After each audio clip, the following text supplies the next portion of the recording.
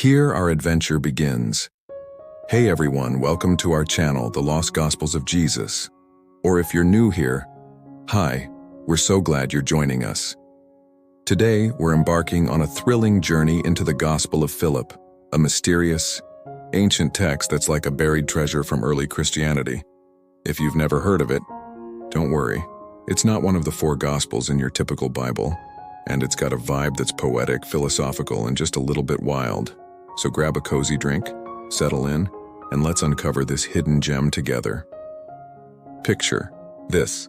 It's the 2nd or 3rd century, and Christianity is a young, vibrant, and incredibly diverse movement. There's no single Bible yet, no official table of contents for what's in or out. Different Christian communities are passing around all kinds of texts, from the familiar Gospels of Matthew and Luke to outliers like the Gospel of Philip, which feels like it's from another world. These outlier texts are often tied to a movement called Gnosticism, a word we'll unpack soon. But for now, think of it as a quest for mystical, insider knowledge about God and the universe. The Gospel of Philip isn't a neat narrative like Mark or Luke. It's more like a spiritual scrapbook, full of sayings, reflections, and ideas that make you pause and think. Why does this obscure text matter? Well, it's a time machine, giving us a glimpse into what some early Christians believed. Beliefs that didn't always make it into the mainstream. It's packed with bold ideas, like secret rituals, a surprising focus on Mary Magdalene, and thoughts about God that might challenge everything you thought you knew about Christianity. By the end of this video, you'll see why the Gospel of Philip is both a theological puzzle and a spiritual spark that still ignites curiosity today. Here's how we're structuring this video of adventure. We'll kick things off with the discovery of the Gospel of Philip and its historical context, how it was found and what world it emerged from.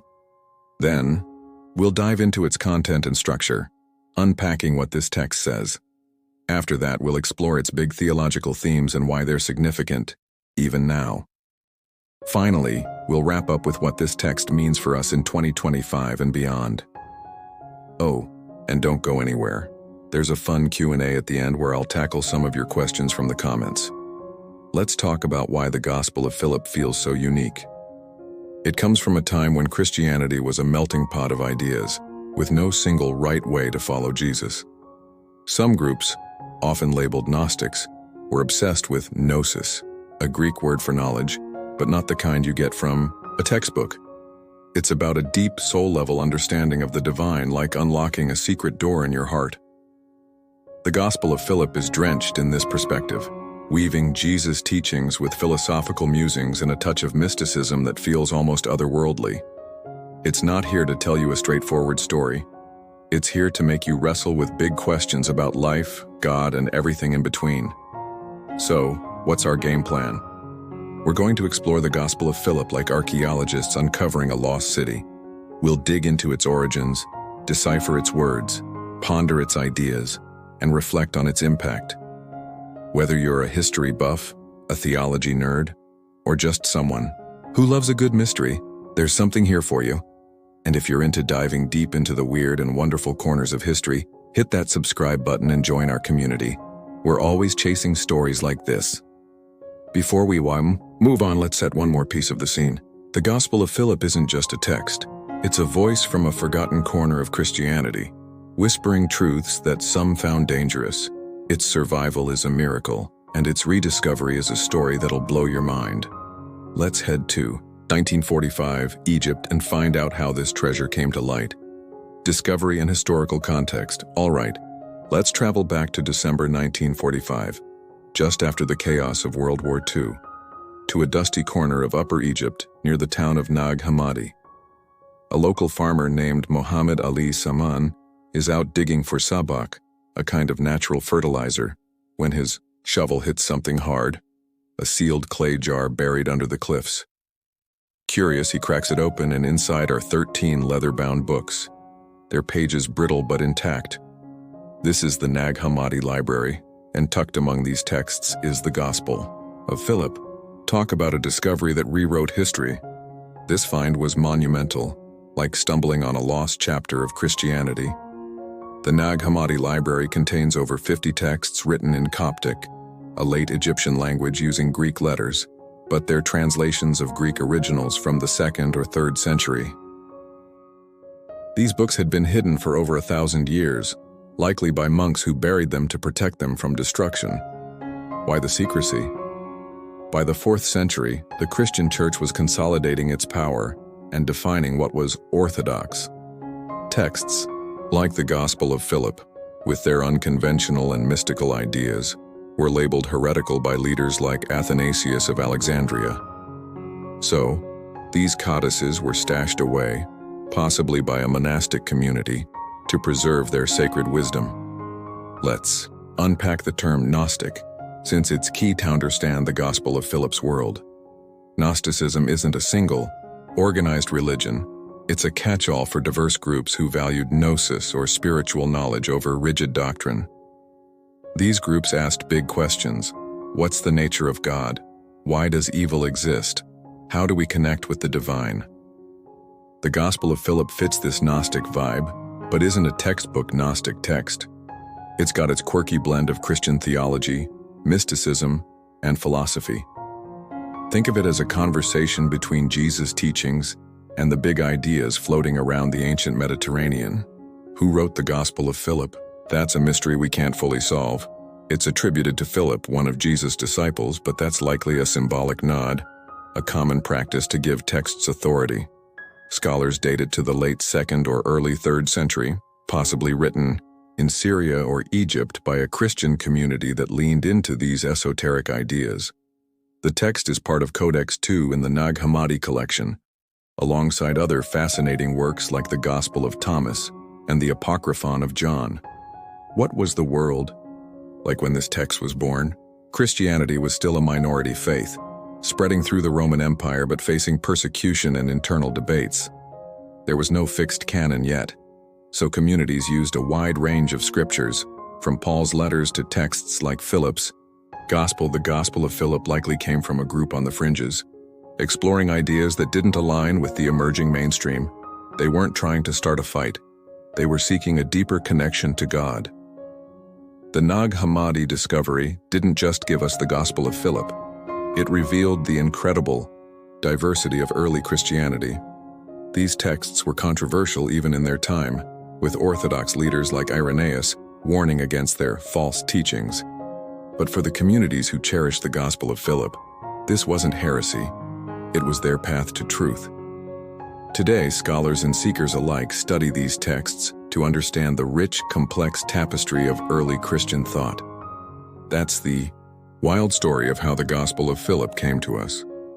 Now let's open the text itself and see what mysteries it holds. What does the Gospel of Philip say? Okay, friends, it's time to crack open the Gospel of Philip and see what's inside. If you're expecting a tidy story like the Gospel of Matthew with Jesus' birth, teachings, and crucifixion, you're in for a surprise.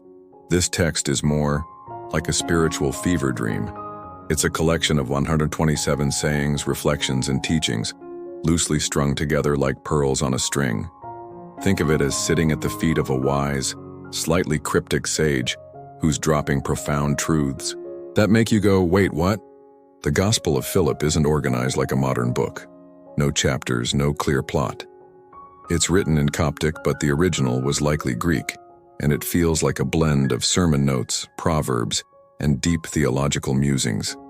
The text jumps from topic to topic: Jesus, the sacraments, the nature of truth, and even some intriguing mentions of Mary Magdalene. Its style is poetic, often paradoxical, and it loves to challenge you to think deeper.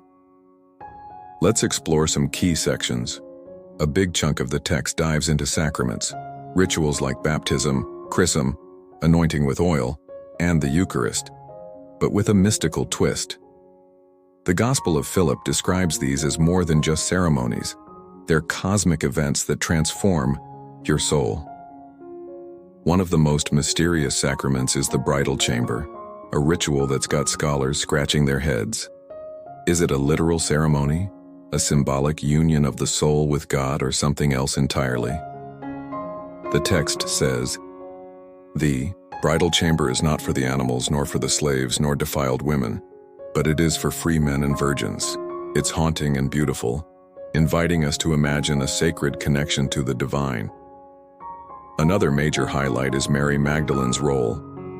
The Gospel of Philip calls her Jesus' companion and says he loved her more than the other disciples, even kissing her often, possibly on the mouth, though the manuscript's damaged.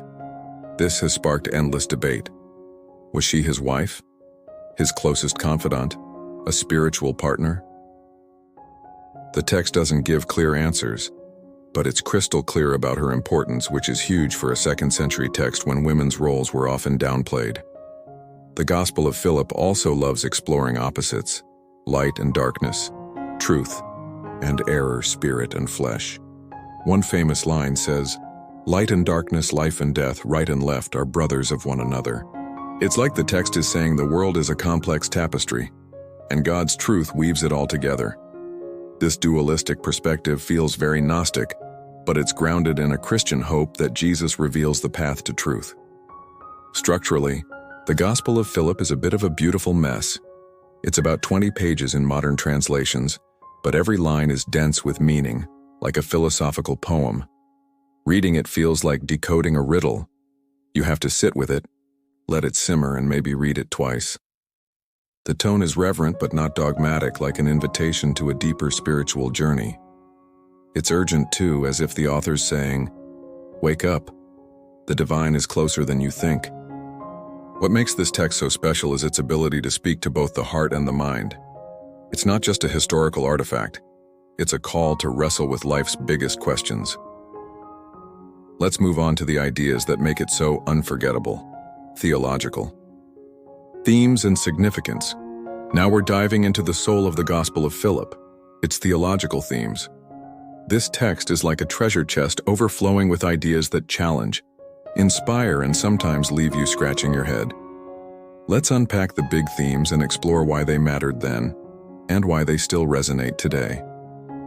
First up is Gnosis, the heartbeat of the Gospel of Philip. Gnosis means spiritual knowledge, but it's not about memorizing facts, it's about an intimate, transformative encounter with the divine. The text says, "Those who have received the light will not be seen, nor can they be detained." It's like the gospel is promising that true faith unlocks a freedom no one can take away. This was radical in the 2nd century, when the church was starting to emphasize rules and hierarchy over personal insight.